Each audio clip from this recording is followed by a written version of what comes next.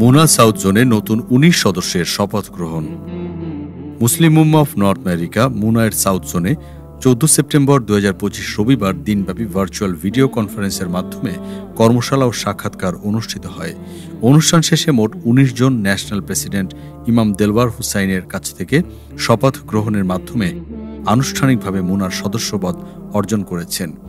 সকাল থেকে শুরু হওয়া দিনব্যাপী কর্মশালায় যোগ্যতা যাচাই, ব্যক্তিগত সাক্ষাৎকার ও প্রয়োজনীয় প্রশিক্ষণের মাধ্যমে সম্ভাব্য সদস্যদের প্রস্তুতি মূল্যায়ন করা হয়। যুক্তরাষ্ট্রের বিভিন্ন অঙ্গরাজ্যের চ্যাপ্টার থেকে আগতরা এই কর্মশালায় অংশ নেন।